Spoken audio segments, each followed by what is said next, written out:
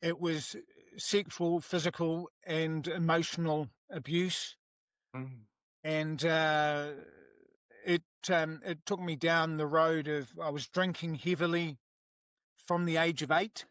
I mm, was drinking alcohol. I was smoking cigarettes. I was doing everything an adult does because I thought that made me an adult. yes. But it followed me right through to my teenage years and into my 20s, drinking excessively to bury some of the past trauma. Going out, getting into fights with the police and what have you, because I was on a bit of a death wish. Mm, mm, I mm, wanted to be taken out. That's why I focused my attention on the police. Not that I liked the mm. uniform. It No. was that I thought they were the ones who were going to kill me.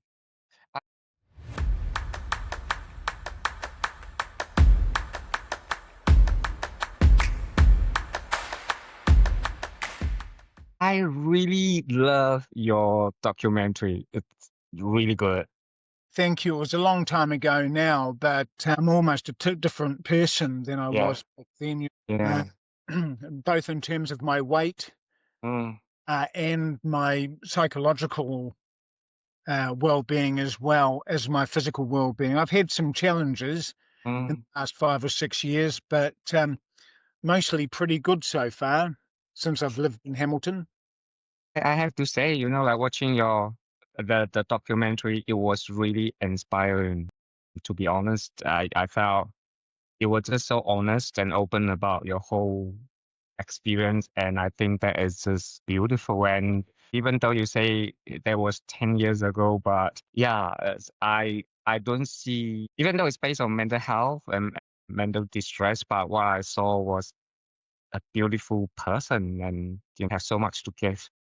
Thank you. I have never seen myself as a beautiful person. In fact, for a long time, I was a very ordinary person, a very sick person. But I think at this time of my life, I just turned 50 this year. Congratulations. Thank you. Despite my best efforts, I've made it to 50. I wasn't supposed to be here. Mm. Mm. And so I am. And that's a testament to the people I have around me, family, friends, my clinicians. It's a testament to them, really, that I'm still here. I think it's a testament of who you are as a human being, and that's why everybody loves you. Everybody wants you to be around them, and yeah, I I love it. As soon as I start watching, I was like, wow, this is just so good and It was and so funny. honest. It was funny. I got a lot of emails and letters from people who were in prison who watched it. Wow. And that was very touching, for them to be able to connect with what I was going on in my life whilst they're in prison, to take the time to write me a letter or send me an email was extraordinary and very humbling. Can I just say something? What that means is you just need to be yourself. Yeah. You just need to be yourself, and your essence of who you are, James, just came through even from camera. And I think sometimes that speak the volumes of who you Yes. are. Yes, I think so. I think we can dwell on the past a bit at Yes. times, Yeah. but we're not defined by our past, No. provided we make a few adjustments to the way we live. I mean, now I let my conscience be my guide. You know, the conscience is always right. It's the other guy on the other shoulder that you've got to watch out for. I guess that's a very nice way to put it, but I know exactly what you're talking about. I've had an experience or experiences with abuse. I was one of the recipients of the abuse and care claims. So yeah, I went through a really bad period being defined by the abuse. The strength I get from just pulling breath in and breathe out. And I belong to an organisation called Male Support Services Waikato, which deals with men who have experienced abuse as children. Mm, and that's been a tower of strength for me. I started going there about 5 or 6 years ago to do counselling, and I've been seeing a psychologist there for the last 4 or 5 years, wow. which has been extraordinary, an extraordinary journey for me. And now I've been a client there for 5 or 6 years. Now I'm just recently got into co-facilitator's role for peer support for a person who's got a diagnosis. It's really exciting that I can share my experiences with others and they can share their experiences with me. And that's where we get our strength from, that mutuality. You know what I mean? I love it because I believe in peer support. I think there's nothing better than lived experience and sharing that your experience in a safe space and also role modeling and give people hope. I think it's better than just going to a psychiatrist and getting prescribed pills. That's what Absolutely. a psychiatrist does, is prescribe medication. He doesn't deal with trauma or client focused therapy. They don't deal with talk therapies. They're all about the medication, which is fine. Yes. Yeah. It's not the whole story. Mm. My whole story, I in some seminars I do, I talk about the wraparound services I have. I have a psychiatrist, a psychologist, two men's groups, a work broker, a key worker, a podiatrist, a GP, and all of these people have coalesced with me Yes. to survive, and not only to survive but to thrive as well. So Mm. I've stayed out of acute mental health wards for the last 6 or 7 years. Ah. Stayed out of the way of the prisons. So to have those wraparound services has been really important, both in terms of my own mental and physical well-being, but also in terms of its cost to the taxpayer. And You know, and what I love about what you're sharing is so we go back to the abuse and should we start from there, and then I think it would be quite good to also talk about the group that now you're in. I think that would be a hugely beneficial for many men who still searching for something that work for them. right? Yeah, yeah. Well, I guess it's difficult because it's hard to find people who've survived care, Yes. abuse and care, Yeah. who will talk about it openly. Exactly. Because there are details and there are things that make it very difficult to talk about. Yeah. In terms of my own abuse, it spans 7 or 8 years while in care, and it was sexual, physical, and emotional abuse, Mm. and it took me down the road of I was drinking heavily from the age of 8. I Mm. was drinking alcohol. I was smoking cigarettes. I was doing everything an adult does because I thought that made me an adult. Yes. But it followed me right through to my teenage years and into my 20s, drinking excessively to bury some of the past trauma, going out, getting into fights with the police and what have you, because I was on a bit of a death wish. Mm. Mm. I Mm. wanted to be taken out. That's why I focused my attention on the police. Not that I liked the Mm. uniform. It No. was that I thought they were the ones who were going to kill me. I hear what you're saying, James, because I don't think people understand when you have so much pain inside of you because Mm. of your childhood trauma, and sometimes like no one understand you. That's why you're trying to find a way to have a way to. It's not a nice way, but end it all, isn't it? Yes, I think you're right. I think you're right. Yeah. And it's not until you get older that Mm. you start to see that I went to AA, Alcoholics Anonymous, in the early 2000s because I was drinking so heavily. And it wasn't the fact that I was drinking so heavily, it was that I was getting into trouble so often whilst under the influence of drink. So I was sober for a couple of years. And if someone's struggling with alcohol abuse, I'd say go and try AA because it worked for me for the time I needed it to work for me. Mm. I was with them for about 3 years, Wow. sober for about 2 of those years. And that Mm, was enough, mm. really. By that time, I had a good career in radio. I was a talkback host with News Talk ZB. Wow. Yeah. I was doing that whilst hearing voices. So, I mean, that was an extraordinary experience that I don't wish to repeat because it made it really difficult. I didn't really know what was going on. Yeah. I think I kind of felt that everybody must go through that Mm, because no one talks about it. But yeah, I think that the time you spend dwelling on the past is time wasted. yes. You've got to live in the here and now and throw caution to the wind, you know? Mm. Can I go back to the AA because a lot of people have talked about how AA has been great help for them. I mean, it would be great to hear from your experience what you find most helpful so that someone might consider it for Yeah. themselves.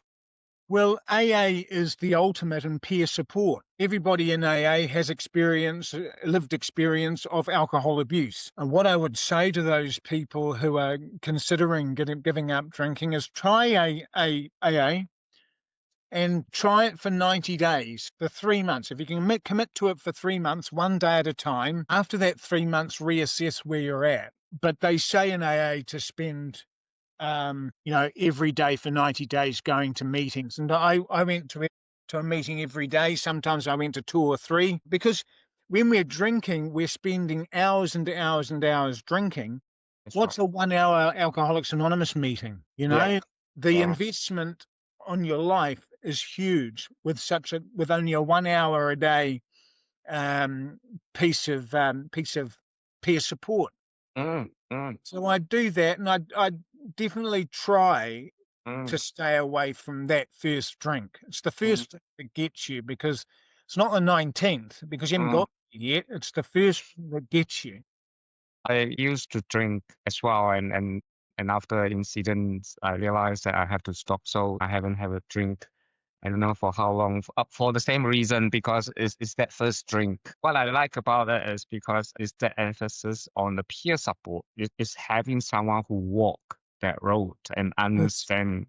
Absolutely. Get yourself a sponsor. And that's like a mentor, a guide, a peer support worker walking alongside you, giving you support and encouragement, holding your hope for you. If you don't feel hopeful, that person can hold the hope for you. Mm, Getting a sponsor is absolutely vital. And then working through the big book. It's not hard. It's especially chapter 5 encapsulates what it is to be striving to be sober. And what I admire you about James is, despite all the challenges you face, there's something about you that innately wanting to make your life better. Where is that came from? That's what I love about watching your documentary. For a long time, I didn't want to make my life better. I wanted to die.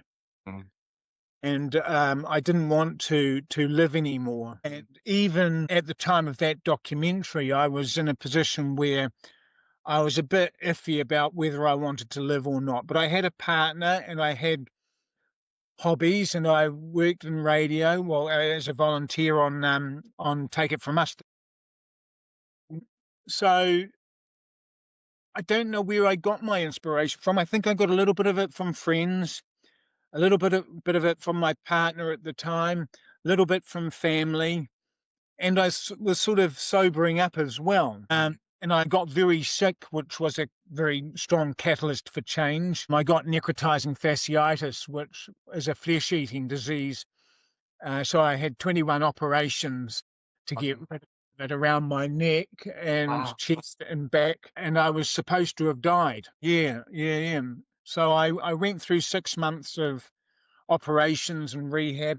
And I think that changed me a little bit, Yeah. just the Yeah. fragility of life. But since I've been in Hamilton, I don't drink very much at all now. Mm, I have supportive family around me, got a social life, wow. this peer support mahi. Things have changed. I have a good connection with my psychiatrist. I have good connection with my psychologist. So things are pretty good. Tell me what brought you to Hamilton. I mean, where were you before? You were in Auckland, was it? Yes, I was in Kingseat, which is the Yeah. old mental health asylum. It was my older sister who said, "Come down," because she lives in Hamilton, and I've got two other sisters that live in Hamilton as well. So she'd come down. You need to come down. You need to get out of the situation you're in. I'd just broken up with my partner, and it was really my sister Helena who was the catalyst for change for me to come down here. And for that, I can't thank her enough, because now I've got all those other things in my life that I didn't have before. And I think just so beautiful because that's often the case. You just need one person. You Just don't need, that's all it takes. One person close to you. And as I say, they can be your guide. They can walk alongside you. They can be your peer support. But ultimately, they've got to be positive. yes. And it's sometimes difficult to be positive. Things seem so bleak. So to have someone to walk alongside you who is positive, who's been there, done that, wrote the book, is really important. And so how do you get into the organization? It's called Tautoko Tāne or Male Support Services. Male Support Services Total Time. Got it. Yeah. Yeah. Yeah. Well, I got referred to Male Support Services by my key worker who suggested I go there. So I went there, and under the ACC sensitive claims. So I started going to Male Support Services after that referral. How I got referred to Tautoko Tāne was, who I now work for doing seminars around the country, was that I got referred to them by Male Support Services. The thing I must say is that Male Support Services doesn't provide counselling for people who Yeah. have committed crimes against people. It's Exactly. purely and simply for a survivor of abuse. Yeah. And not Understand. just men, there's room there for some women as well. And I think it's great because that's really help you to truly meet the need of the support services you've been looking for, isn't it? After Yes, I think so. We've been doing some seminars around the country about mm, mental health and well-being for survivors of sexual abuse. And what struck me is in many parts that we have been speaking at, many places where we've been speaking to, is heavily over.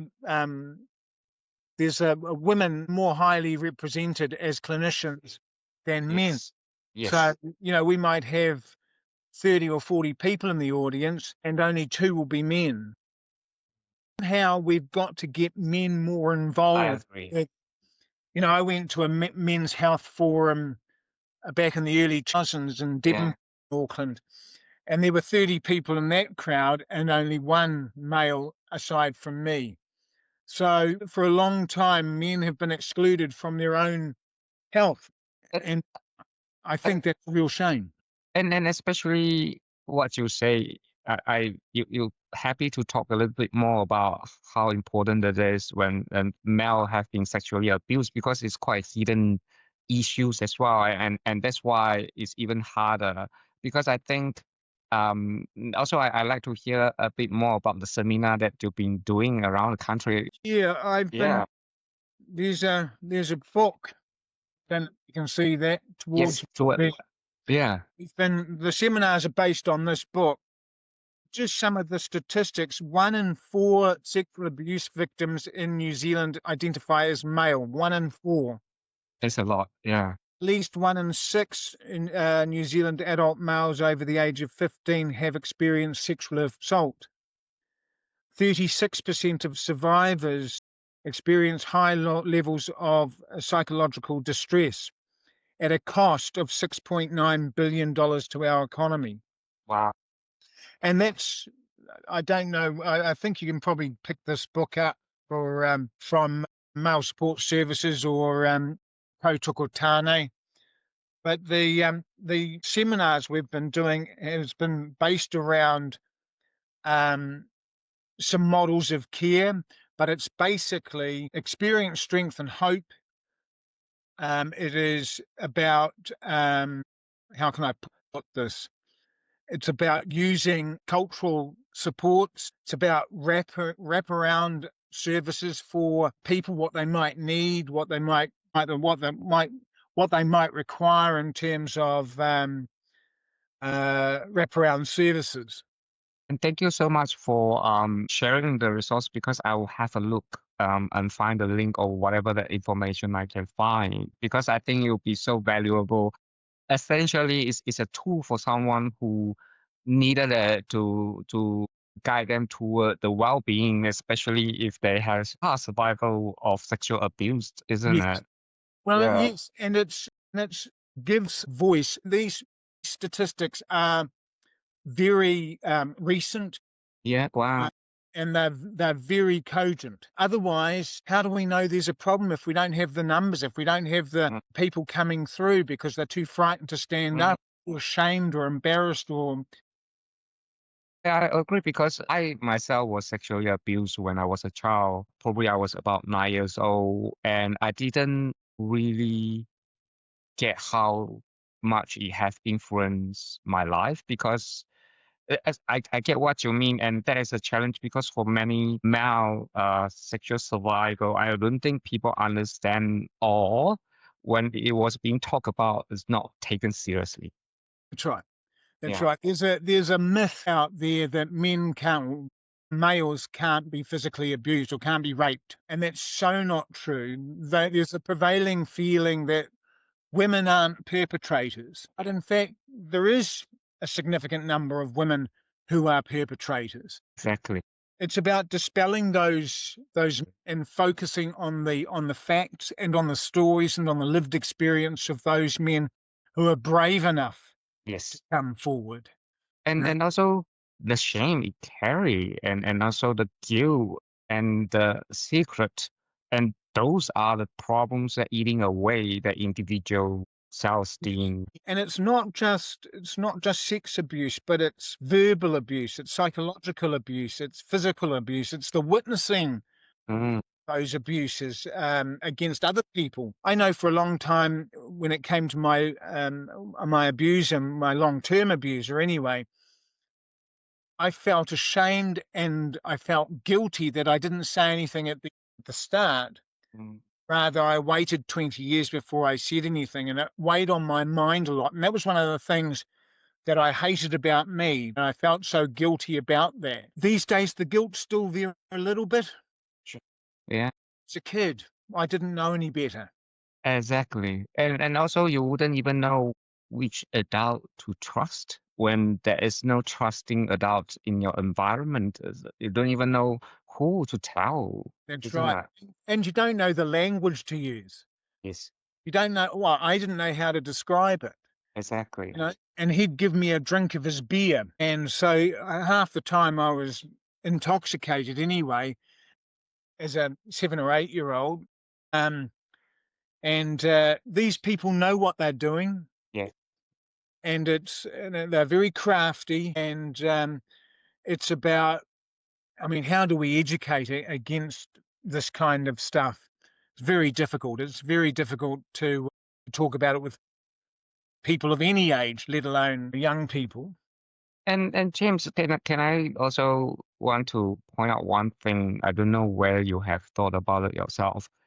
You've been through a lot, like honestly, and probably wouldn't have enough time to capture all that. How what it is that you still have such a beautiful soul. You're still so kind, you're still so caring, you didn't become this, like angry, toxic individual. Instead. I was an angry and toxic individual to begin with. Between sort of 1995 and 2005, I was could be a very toxic person. But I think what I found was I had a psychologist who dealt with my jealousy. I was a very jealous person, very envious person, and that made me very reactive in my relationships. Um, and how he was able to do that was to say to me, if you think jealous thoughts, throw them the other way around. Um, don't act on them. Act on a Mm. pure thought. As I say, let my conscience be my guide. Once I got some distance on my trauma, I was able to let my conscience be my guide. And the more good I did, the more comfortable I was in my own skin. Wow. So that meant that I wasn't jealous and I wasn't envious and I wasn't angry because I was doing good, and that made me feel good. And when you feel good, it's very hard to do anything wrong, you Yes. know? And I'm not Yeah. talking about a drug feel good, because I think the medications I think they've sort of leveled me out a bit. I don't have the highs and lows, Mm. but being a good person is what I strive to be now. Not a rich person, not a flash person, not a sporty spice, not a scary spice, but a good, decent, honourable, honest, comfortable in his own skin, generous and kind person. That's what I hope for myself. You are even from 10 years ago when I watched the documentary. I haven't had a chance to talk to you.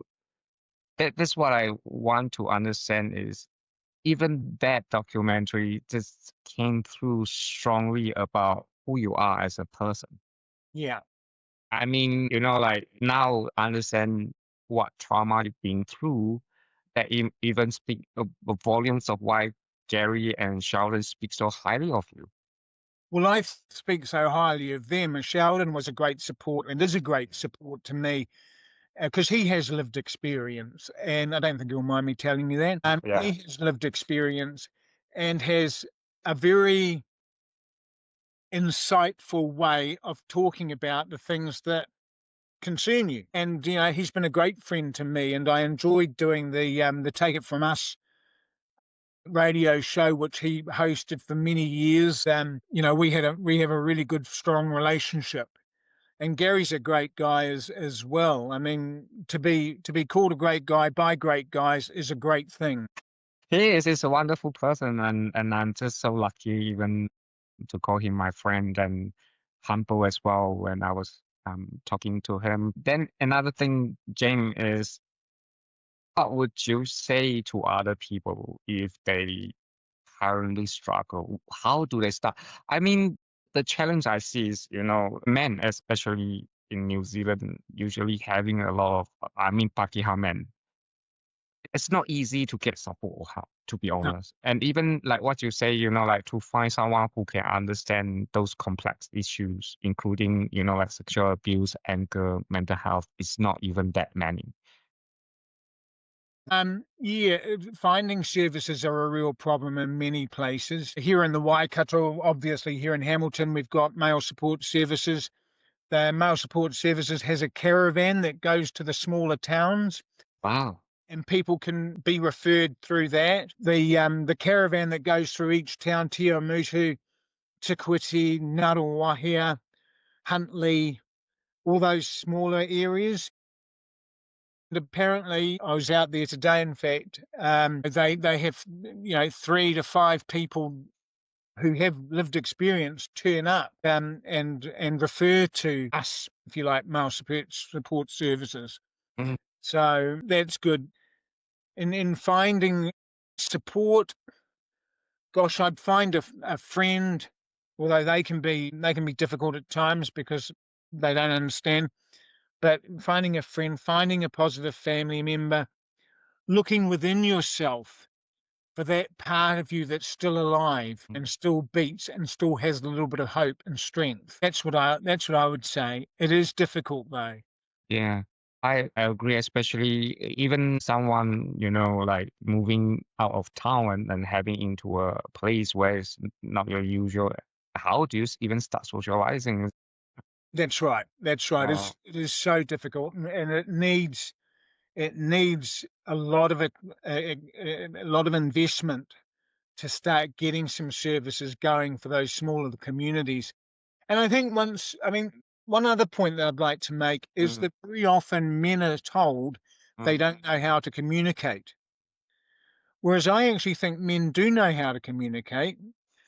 It's just they're not given the space, the time, the energy to be able to communicate. We're not listened to. Um, and our communication takes many different forms. To my way of thinking, there was a time when my communication was shouting and screaming and bloody carrying on with the police. That's a message to the community that all is not well. And if we don't listen to that, and what we do at the moment is we hear it and we put it in jail or put it into a mental health unit or split them up. Um, Whereas I think we've got to actually start listening to our men and giving them the space. Find the other great thing is meditation and time out, taking time out, those sorts of things as well. Getting in touch with yourself, your authentic self, and that's why it's great that you show authentic leadership, because that authenticity, you're not lying to anybody then. So you're not having to look over your shoulder. You're telling the truth as you see it. You're reaching out for the facts, and you're doing what that good guy on your shoulder says you should do. I love what you just highlighted because I was trying to find a way how to articulate it. You put it beautifully. It's true. Men, how they communicate is not like soft-spoken, sit down another mate. Whatever form they communicate is a form they are trying to get help. Yeah, yeah. I've had more deep and meaningful conversations going fishing than I have sitting in front of my psychiatrist. My psychiatrist doesn't know about my abuse, or if he does, he doesn't bring it up ever. He doesn't care to bring it up. And I see him 15 minutes out of every 2 months. Whereas my psychologist, I see once for an hour every week. So she knows me better than everybody else, except for those people in my support group, which now I co-facilitate, Mm. which is a fabulous thing. If you can get referred to a male support group that has strong people in it with experience, strength, and hope, do it. And there's something there that's really cheap, doesn't cost you anything. Tell me, have you ever thought it would be one day become co-facilitator of the peer support group? What? That must be crazy when. It is. It's crazy. As I say, I wasn't supposed to live. And it's only been in the last couple of years that I've sort of thought, wow. And it's only been in the last, it's been in the last 2 months, 3 months that I've been doing the co-facilitating role. And it's fabulous. I get to talk to other men. I get to listen to them. I get to listen to their experience, their hope, their strength, I get their support. And this is 5 or 6 other guys who are painters and decorators and doctors and lawyers and, people are unemployed and people have a diagnosis. That's the one thing I would say about living in Hamilton. I don't live my diagnosis anymore Awesome. because I'm doing the things I need to do to keep myself well. I love it. I love it. And that is what it is about, isn't it? We are not our diagnosis. It has been labeled, but they are not the whole us.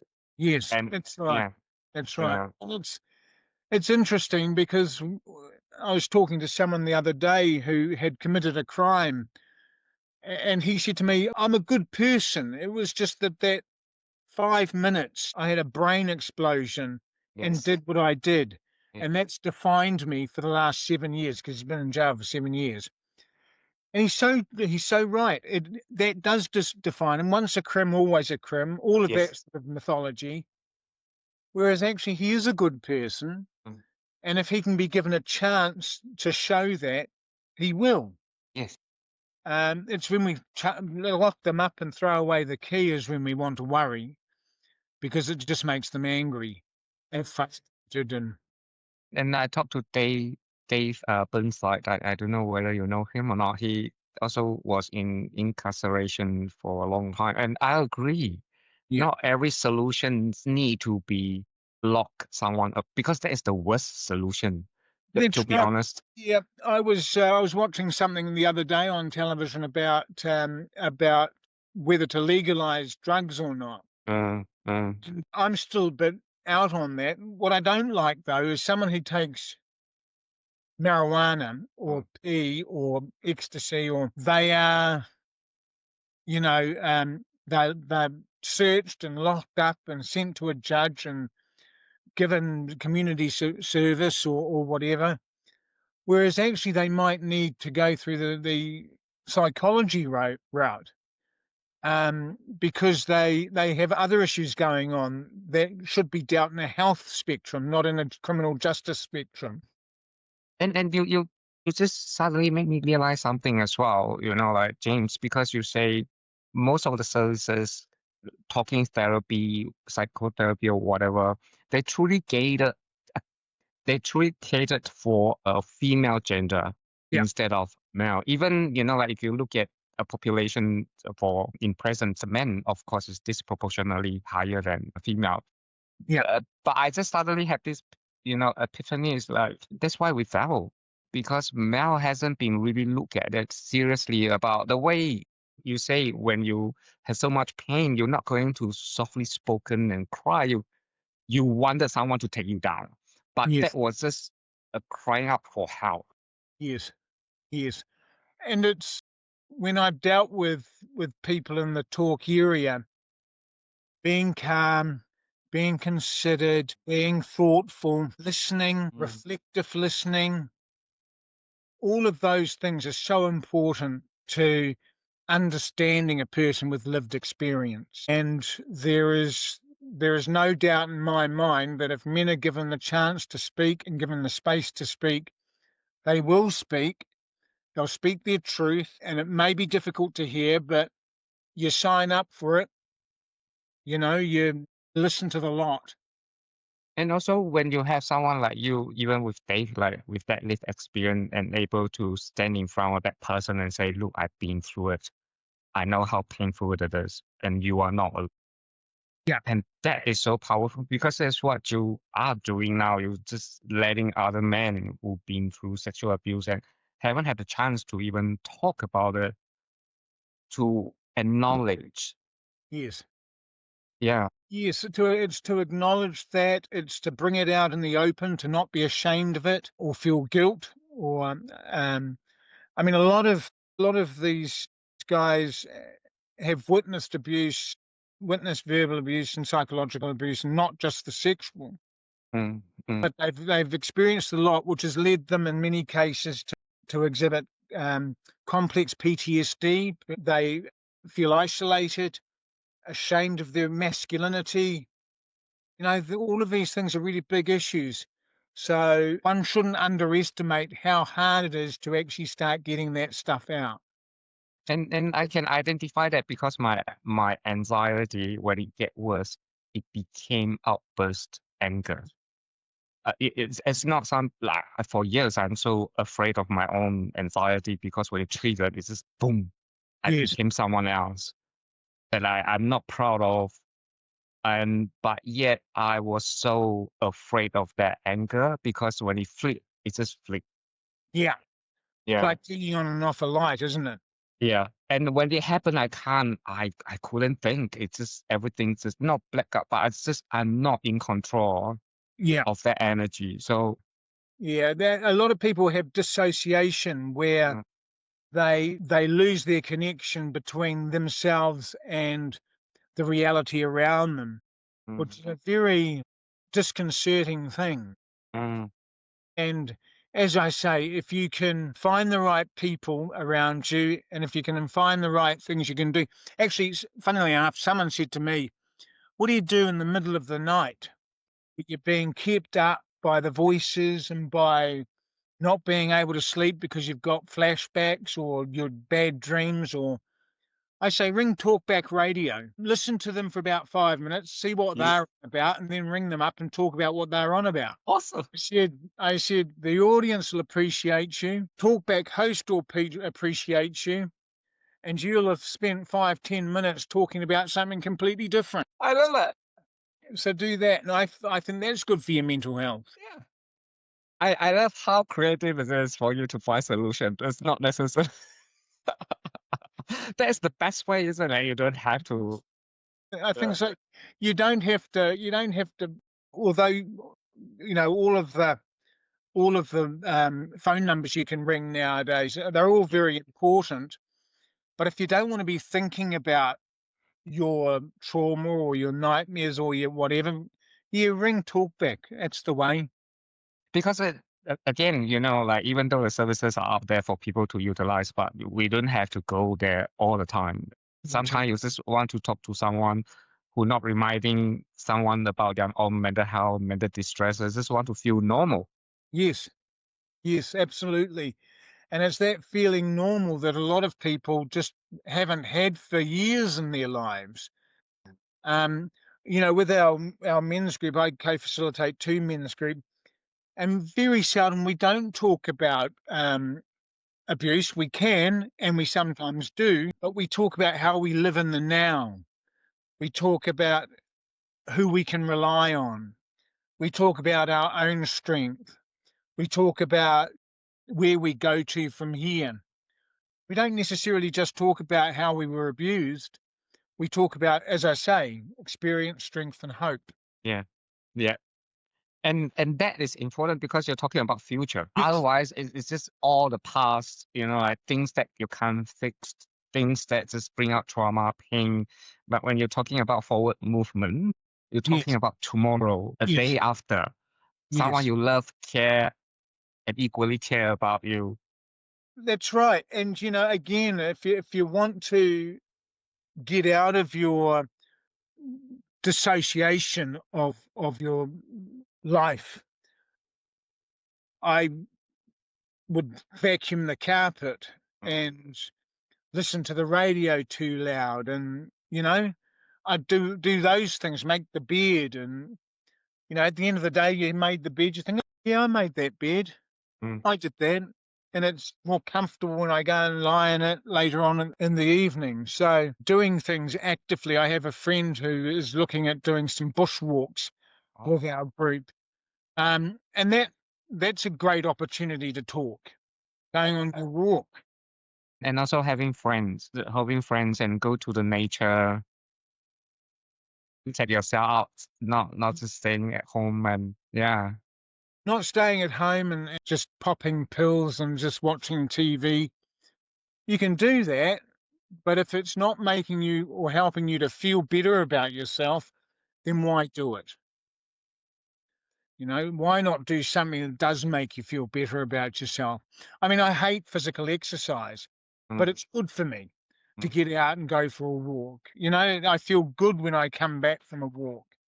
And sometimes not the walk, isn't it? Sometimes even if better if you have a mate who can walk with you. Absolutely. Yeah. No doubt about that. What you point out is a lot of that kind of using your immediate resources. Yes.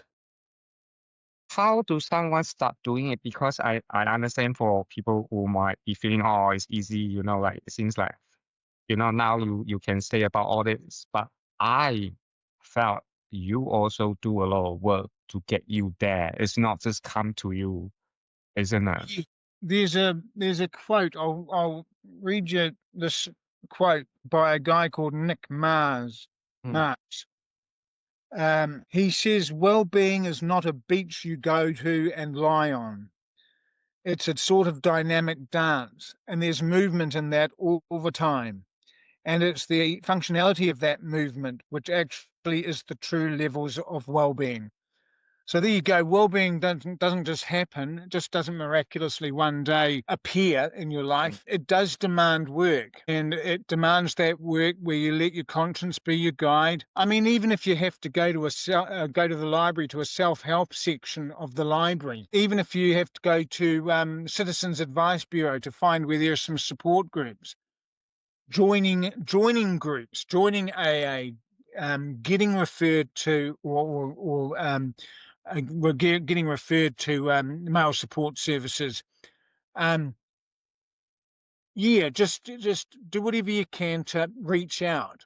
mm, mm, So the start of my change, although it was a bit like that, mm. start of my change is when I went to AA.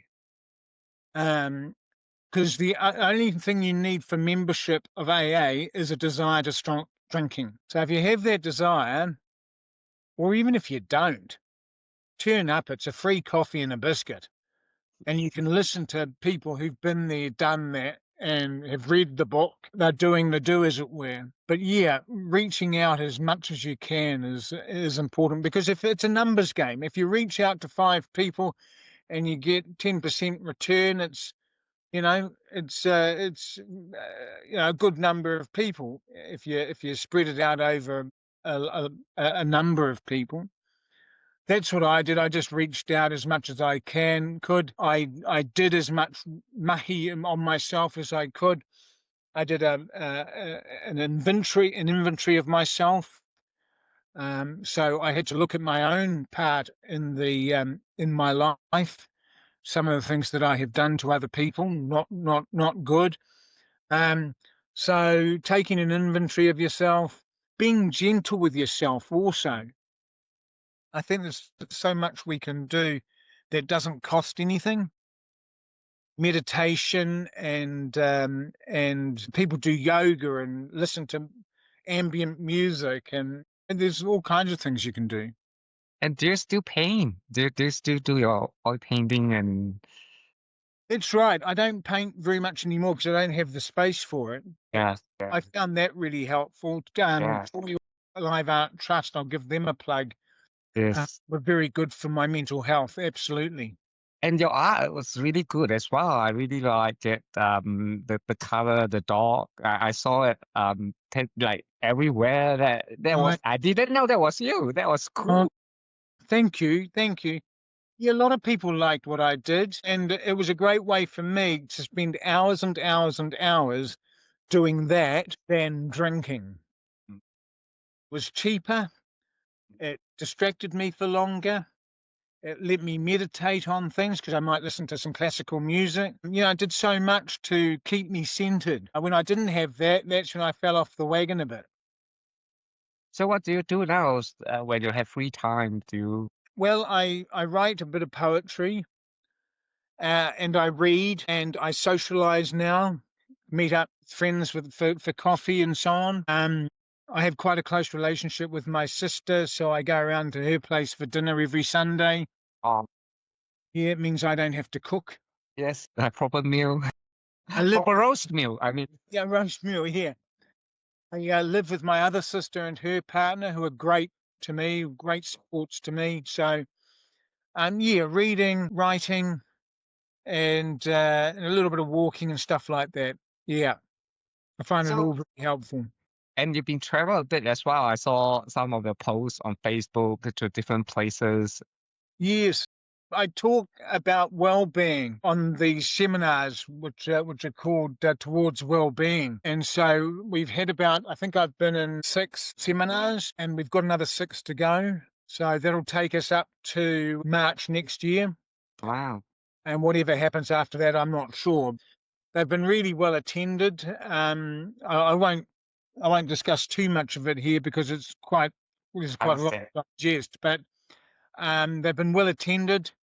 We've had people like the chief executive of historic claims at ACC has been to the meetings. We've had people from Bernardo's to Women's Refuge to a whole raft of Wow. different organisations have come to the seminars, which are free, Yes. and you get a copy of this book.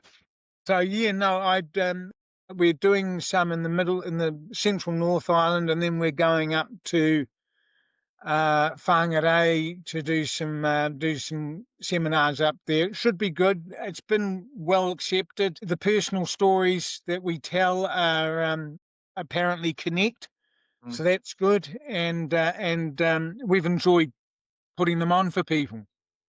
I wonder, I mean, I think this must be a surprise. I don't think you have even thought that you would be going on a road show and talk to people and sharing stories. How that make you feel? Makes me feel good. I have some meaning and some purpose in my life now. Before, I saw my life as being a waste of time, of not being connecting with other people. So this, I connect with a lot of people from around the country, I talk a lot to people with lived experience and to people who have experience of working with people with lived experience, and with peer support too, where you get advice and discuss. You don't get to discuss these sorts of things having a pint of beer at the pub. You talk about the rugby at the pub. You talk about these deep and meaningful things when you're at these seminars. So they're heavy, but they're not too heavy. Mm. They're very much focused on the healthy living kind of. You know what? I'm so pleased you hang around enough to connect the dots, to Yeah. use your experience in helping so many people. I tell you, I mean, I believe the power story, the power peer support, the power lived experience. I think even when they hear your story, even now hearing your story, it will uplift so many people because that's what I think is the most important thing is the trauma or whatever sometimes doesn't make sense. But sometimes we need to hang around a bit longer. And when the time is right, like you can like you use it as a gift. Yes, yes. I agree. I agree.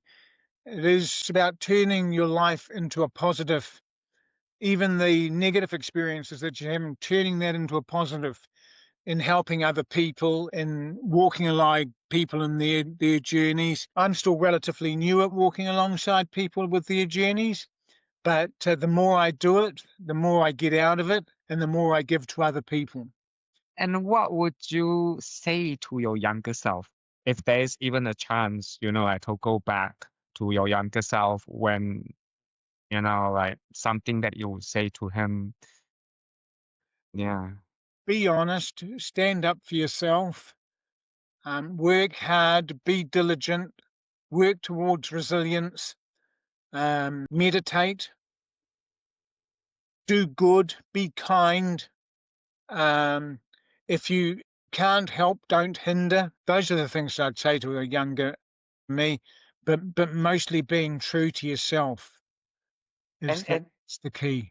and you are everything you talk about. That's amazing. Yeah. Thank you. So before we finish, do you have anything else you would like to share?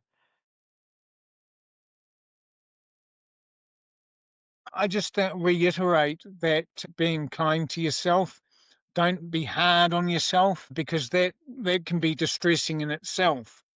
So I think the parting comment would be good to yourself, be Before, kind and gentle. I think you hit the head on the nail. Do you want to elaborate that a little bit? I think for men especially, I don't think men know how to do that.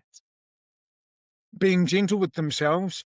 Yeah, I think you're right. I think it's either hard on or hard off. yeah. As I say, being gentle with yourself is accepting the things you do, staying away from the things you shouldn't be doing, and staying in your lane of what you should be doing. And if you step off that, accept it, move on. Don't let it define you. Don't let it grab you in its grasp. Just accept it, move on, say sorry, I didn't mean to do that, and continue going down that road to salvation. I hear you. I agree. I mean, we all make mistakes and don't let mistake define who we are. And acknowledge that, yeah, I could have done better. Let's move on. Yeah, yeah, Yeah. I think that's the key. Yeah. What an honor, James. I mean, I just feel so honored to have a chance to talk to you and wow, and your story and your work is going to help so many people. And I just feel honor and thank you and also your work. I think that's just phenomenal. Yeah. Yes, I'm proud of what I'm doing at the moment. It makes me feel good. And if I feel good, then I'm spreading good vibes around the place. So are you, Ivan. Don't underestimate the work you do, the importance of the work you do. Thank you. It is important. Thank you. And with that, I just want to say I found another authentic leadership from someone else. and that is you, and goes well.